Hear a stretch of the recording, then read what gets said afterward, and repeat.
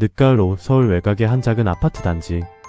단풍이 거의 다 져버린 플라타너스 가로수 아래로 한 남자가 낡은 종이 가방을 들고 천천히 걸어가고 있었습니다. 이름은 박정우 46살.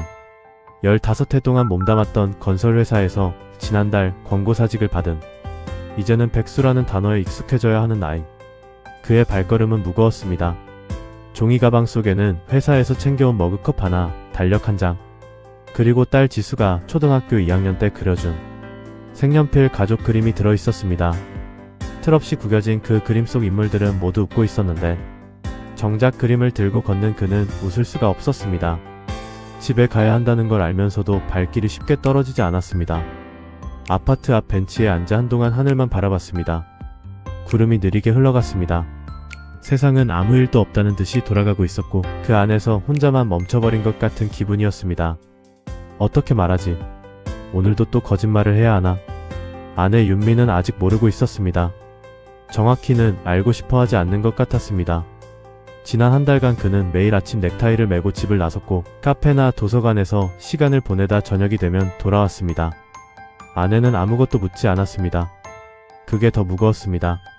정우가 현관문을 열었을 때 주방에서 찌개 끓는 소리가 났습니다. 다녀왔어요. 대답이 없었습니다. 그는 조용히 신발을 벗고 거실로 들어왔습니다. 식탁 위에는 이미 밥이 차려져 있었고 윤미는 등을 돌린 채 가스레인지 앞에 서 있었습니다. 지수는? 학원 갔어요. 8시엔 온대요. 짧은 대화. 두 사람은 이제 이런 방식으로 하루를 마무리했습니다. 예전에는 달랐습니다. 신혼 때는 정우가 퇴근하면 윤미가 현관까지 나와 맞아주던 시절이 있었습니다. 지수가 태어난 뒤로는 셋이 함께 식탁에 앉아 하루 이야기를 나누는 것이 당연한 일과였습니다. 그런데 언제부터인가 그 식탁이 조금씩 조용해졌습니다. 회사 일이 바빠지고 야근이 늘고 주말에도 보고서를 챙겼습니다. 가족보다 회사가 먼저인 삶이 어느 순간 당연해져 버렸습니다. 저녁을 먹는 내내 두 사람은 말이 없었습니다. 정우는 숟가락을 내려놓으며 조용히 입을 열었습니다. 윤미야. 나 사실 한 달 전에 잘렸어. 숟가락을 든 윤미의 손이 잠시 멈췄습니다. 그러나 그녀는 국그릇을 내려다보며 천천히 말했습니다. 알고 있었어요. 정우는 고개를 들었습니다.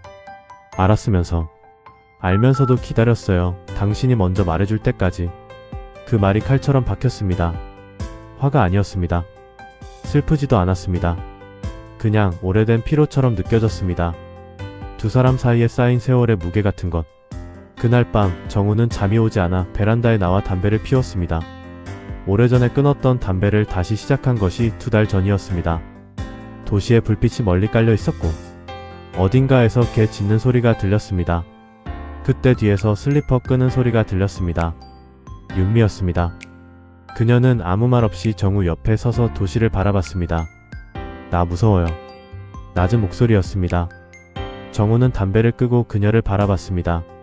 지수 대학 등록금도 아직 멀었고 대출도 있고 당신이 힘든 거 알아요. 근데 나도 무서워요. 그게 솔직한 거잖아요. 두 사람은 그날 밤 처음으로 오래 이야기를 나눴습니다. 화내지도 울지도 않았습니다. 그냥 오래된 부부처럼 할 말을 다 했습니다. 다음날 아침 딸 지수가 등교 준비를 하면서 아버지가 여전히 집에 있는 것을 보고 눈을 동그랗게 떴습니다. 아빠 오늘 늦은 거야? 정우는 잠깐 망설이다가 말했습니다. 아빠 요즘 회사 안 다녀 잠깐 쉬는 거야. 지수는 교복 단추를 채우다 말고 고개를 들었습니다. 16살 딸의 눈빛이 생각보다 어른스러웠습니다. 그래서 매일 넥타이 메고 나갔던 거야? 정우는 대답할 수 없었습니다. 지수는 아무 말 없이 가방을 들었습니다. 그런데 현관문을 나서기 직전 뒤를 돌아보며 말했습니다. 아빠 나 괜찮아. 아빠도 괜찮을 거야. 그 짧은 말에 정우는 눈물이 날 뻔했습니다. 아이가 이렇게 자라있는지 몰랐습니다. 넥타이 메고 집을 나서는 사이 그의 딸은 혼자 어른이 되어 있었습니다. 이후 몇 주가 흘렀습니다. 정우는 이력서를 수십 장 보냈지만 답이 오는 곳은 없었습니다. 나이가 걸렸습니다. 경력이 너무 한 분야에만 집중돼 있다는 말도 들었습니다. 면접을 보러 가면 자신보다 10살 어린 면접관이 앉아 있었습니다. 돌아오는 길이 매번 더 길게 느껴졌습니다. 어느 날 저녁 지수가 학교에서 가정시간을 만들었다며 작은 손바느질 파우치를 들고 왔습니다. 빨간 천에 흰 실로 이름을 써놓은 어설프지만 따뜻한 물건이었습니다. 아빠한테 주려고 만들었어. 명함이나 카드 넣는 거야. 정우는 그것을 두 손으로 받아들었습니다. 손바느질 자국이 군데군데 엉성했지만 박정우라는 세 글자는 정성껏 새겨져 있었습니다. 이 아이에게 나는 여전히 아빠였구나. 12월이 되었습니다. 정우는 오랜만에 처가에 가는 날이었습니다. 장인어른의 팔순생신이었습니다. 형제들이 모두 모이는 자리였고 정우는 그 자리가 두려웠습니다. 처형 남편은 중견기업 임원이었고 처남은 사업을 잘 키우고 있었습니다. 정우만 잠깐 쉬는 중이었습니다. 식사가 시작되자마자 처형이 물었습니다. 정우씨 요즘 어떻게 지내요? 회사는? 순간 식탁이 조용해진 것 같았습니다. 정우는 대답을 준비하지 못했습니다. 그때 윤미가 먼저 입을 열었습니다. 남편 요즘 이직 준비 중이에요. 새로운 도전 한번 해보려고요. 담담하고 자연스러운 목소리였습니다. 정우는 아내를 바라봤습니다. 윤미는 그의 눈을 보며 살짝 고개를 끄덕였습니다. 괜찮아. 내가 있어. 그 순간 정우는 처음으로 눈물이 났습니다. 눈물을 참으려고 물을 마셨지만 코끝이 빨개지는 건 숨길 수 없었습니다. 식사가 끝난 뒤 장인어른이 정우에게 조용히 다가왔습니다. 여든이 된 노인은 지팡이를 짚으면서도 등이 꼿꼿했습니다. 정우야, 내 아버님. 내가 젊었을 때 사업 말아먹고 집 경매 넘어간 적 있어. 자식들한테는 얘기 못했지. 정우는 눈을 들었습니다. 그때 내 마누라가 뭐라 했는지 알아? 이 사람아, 집은 또 사면 되지. 나는 당신 하나면 충분해. 그 말 듣고 다시 시작했어. 장인어른은 주름진 손으로 정우의 어깨를 한번 두드리고 천천히 자리를 떴습니다. 집으로 돌아오는 차 안, 지수는 뒷좌석에서 잠이 들었습니다.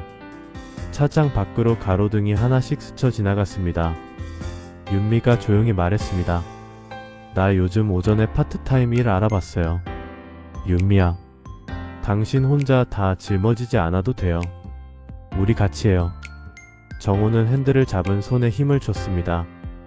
눈앞이 흐릿해졌습니다. 신호등이 빨간불로 바뀌어 차를 세웠습니다. 그는 멈춘 김에 윤미의 손을 꼭 잡았습니다. 아무 말도 하지 않았습니다. 그래도 됐습니다.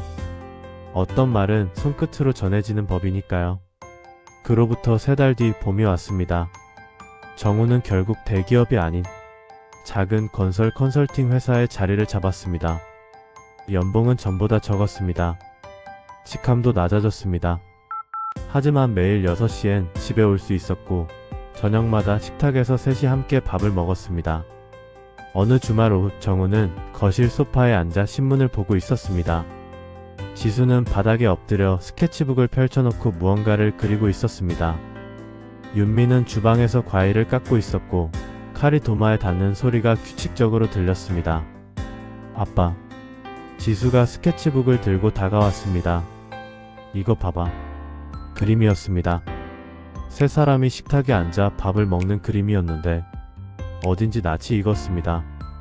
초등학교 때 그린 거 생각나서 다시 그렸어. 근데 이번엔 더 잘 그렸지? 정우는 그림을 받아들었습니다. 이번엔 세 사람 모두 얼굴이 선명하게 그려져 있었습니다. 아빠는 웃고 있었고 엄마도 웃고 있었고 그 가운데 지수도 웃고 있었습니다. 더 잘 그렸다. 그렇습니다.